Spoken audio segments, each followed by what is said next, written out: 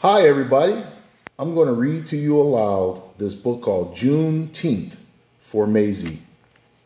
It's written by Floyd Cooper.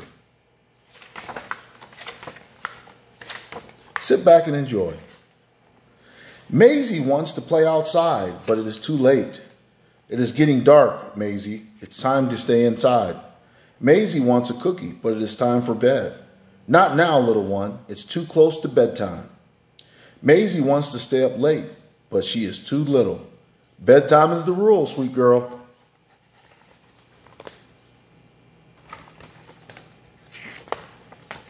Why so grumpy, Sugar Bear? Asked Dad. I can't go where I want, have what I want, or do what I want, answers Mazie. Well, tomorrow you can have a celebration, says Dad. What are we celebrating? Asks Mazie.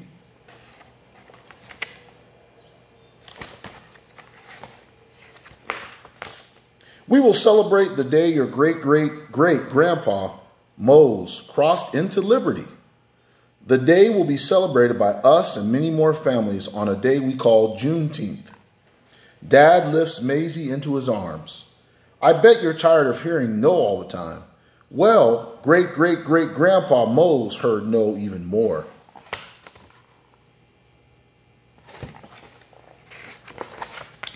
Grandpa Mose worked in fields that stretched all the way to sunset.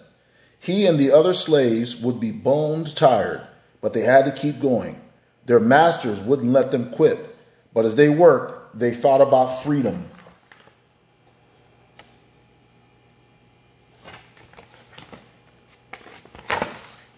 And before they finally went to sleep at night, they prayed about freedom and made plans for change and a better future.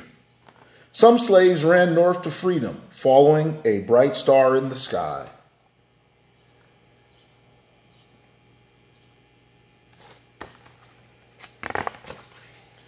They sweat, they bled, and they cried, till those cries were quieted by a single proclamation from a brave president. Grandpa Mose heard that proclamation read from the balcony of the hotel on that warm day in Galveston, Texas.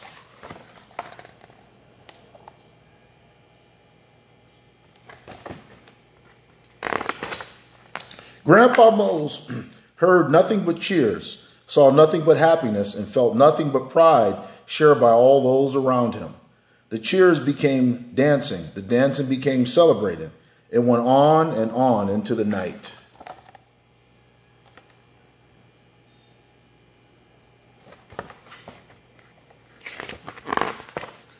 Grandpa Mose and the others had found freedom. They continued to work, but this time they were paid for their hard work.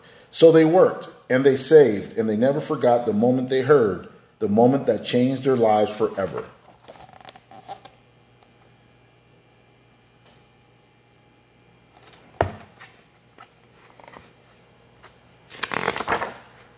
But things weren't perfect. Black people still struggled to stand shoulder to shoulder with white people. They still weren't treated as equals. It wasn't easy, but they never gave up. And every year on Juneteenth, they remembered.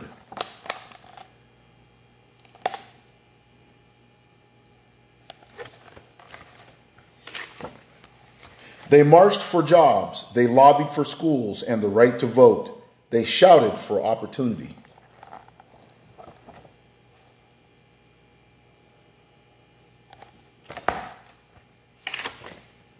And every year on Juneteenth, they celebrated and remembered.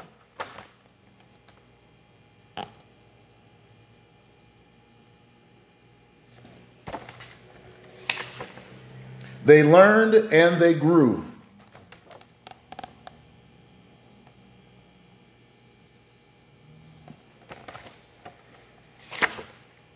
They forgave.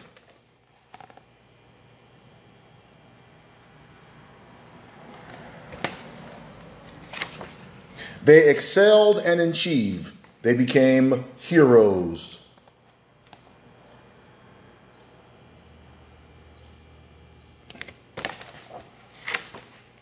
Now, sweet Mazie, it's your turn to celebrate just like great-great-great-grandpa Mose.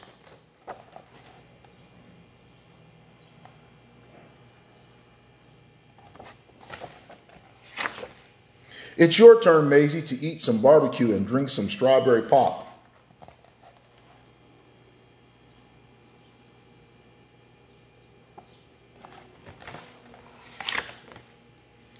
It's your turn to celebrate.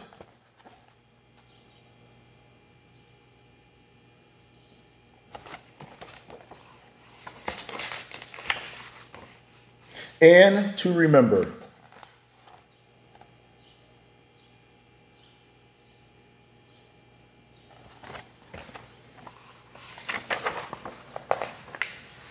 That was the end of the story. So I'm going to finish what it says here.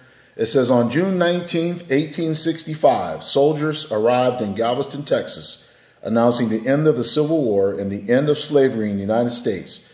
It was more than 2 years after President Lincoln's Emancipation Proclamation. Celebrated every year on June 19th, Juneteenth commemorates the announcement of the abolition of slavery and the emancipation of African-American citizens throughout the entire United States. Once again, this book was called Juneteenth for Mazie. It was written by Floyd Cooper, and it's about remembering Juneteenth. Thank you.